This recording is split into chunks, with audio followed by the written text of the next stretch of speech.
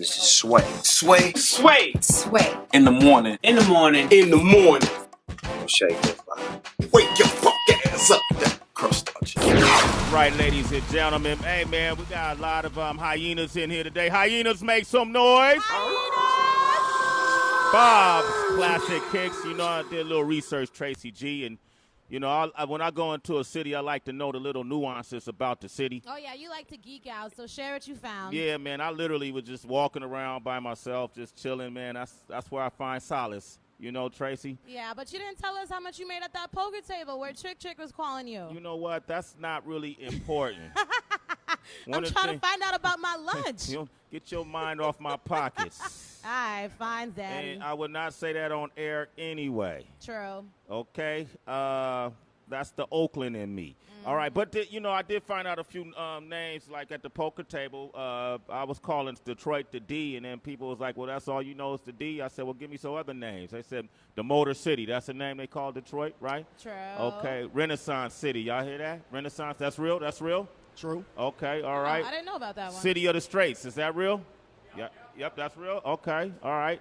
Whatever The 313, huh? True, I already know that. You know, we saw that in the movie. Rock City, is that real?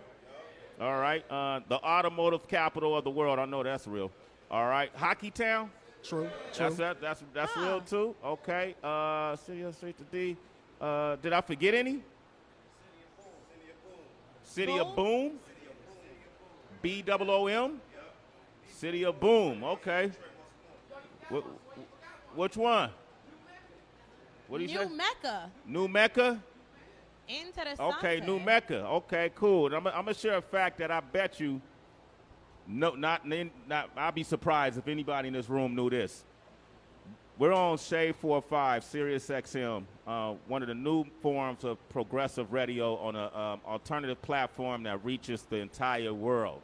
Radio has been a great business for the music business, and entertainment is how I got put on. Right. You know, the first ever news radio broadcast happened right here in the lovely city of Detroit in August of 1920. Wow. Did y'all know this? No. Yeah. You could still listen to WWJ. That's the station it happened on. Originally, it was called 8MK.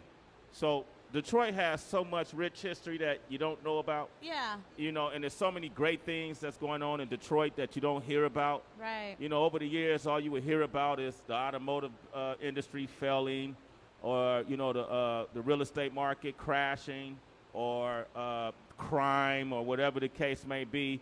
But I always know when you peel back the layers and you peel the skin off the orange, you're going to get to the sweet part. Come on. And part of the sweet part of Detroit is the people, Yeah. you know, the resilience of the people. Detroit has endured so much, but people still standing, and now you're starting to see a turnaround happen with Detroit. Walking around the city, I start seeing a lot of little development happening that's taking place where people were once leaving the city. You start to see more come in. And I want to say to the people of Detroit, the natives of Detroit, as this progression is taking place, please get involved in local politics.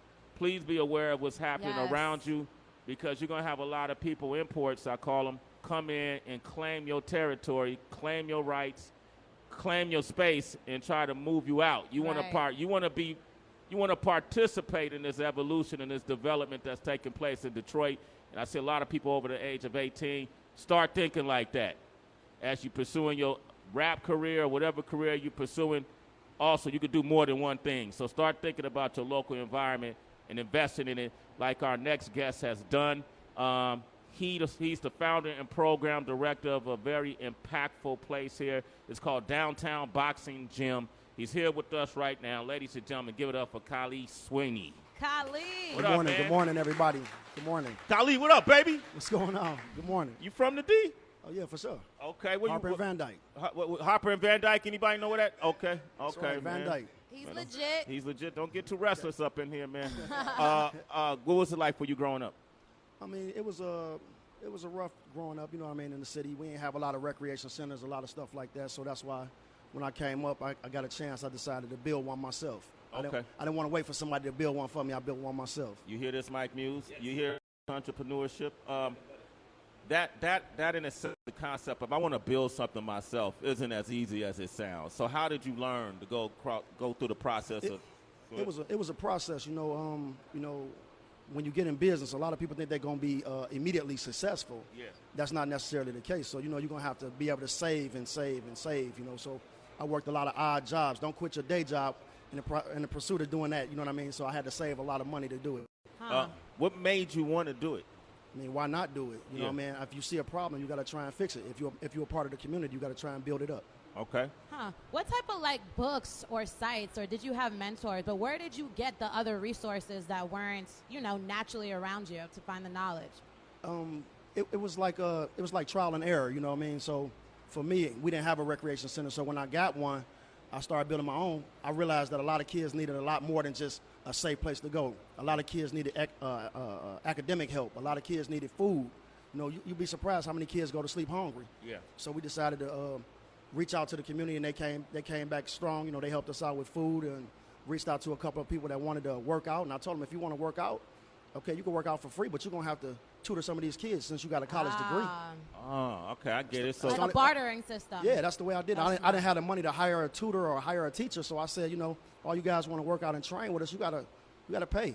So you're going to have to tutor these kids. That's a really important lesson, because a lot of times people think that it's only about an exchange of money, but it can be an exchange of services, an exchange of gifts, talents, your hours. Right. Man hours count. Man hours count. How did you come up with the initiative Books Before Boxing? Myself personally, I struggled through school and nobody recognized the problem. I was in the 11th grade at a school and I hadn't even turned in a piece of paper, but I got a report card with straight B's on it. And I'm like, man, this is ridiculous. Why am I even here? So I dropped out. So I struggle with that myself. And so when I see young kids suffering, they say, oh, this guy's acting out. Really, he might just have a problem. You just didn't recognize it yet. So Books Before Boxing. Books Before Boxing, man. And I'm happy to hear that you're from the East Side. You'll be happy to know that I actually got my start. My record label started in the East Side of Detroit on Chalmers Street. Okay.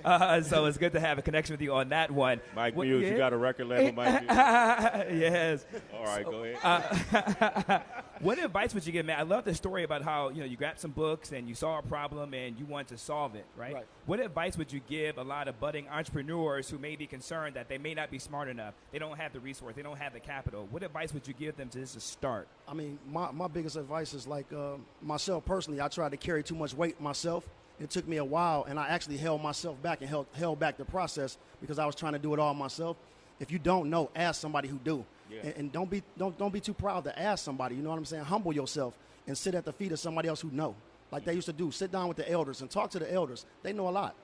Khali Sweeney is here, man. What's your social media? Because I want people to be able to reach to you directly. And there might be people out there in other communities that want to do what you're doing now in Detroit. How can they reach you?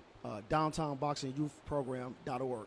DowntownBoxingYouthProgram.org. Yep. Why boxing, man? Did you used to get beat up as a kid or something? Ain't nobody ever beat me up. Okay, all right, man. I'm just curious, man. That. You know, a lot of people pick up boxing for self-defense, man. I know people, but if you got beat up, we all got lost one or two. Come on, Khali. Part of the course. Come on, ask anybody on the east side, I ain't lost none. Yeah, your knuckle game, that, what division would you fight in? What division? I mean, all of them.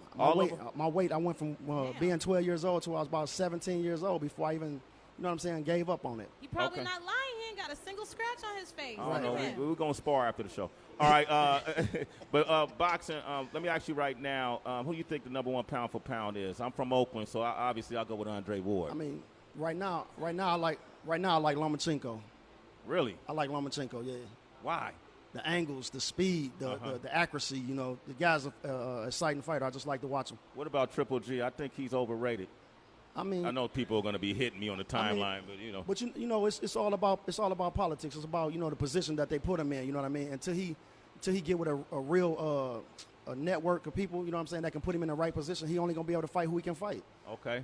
All right. Crawford. You a Crawford fan? Oh no, Crawford is nice. He cold. He cold. He got the angles, but he got some stuff he need to work on. Okay. Cool. It's just a matter of time. Deontay Wilder or Joshua? Who you think will be? Oh man, he set me up. Yeah.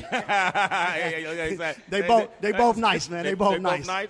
They both nice. You don't want to go against Deontay. No, okay, I get it. Neither I get one. it, man. All right, man. Well, give this man a round of applause, man. Khali Sweeney for what he's doing. Once again, give out the information where people can reach you, bro. Downtown Boxing Gym.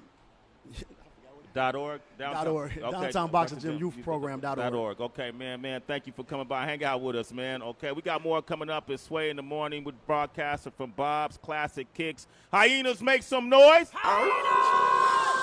Detroit's own Shade 45.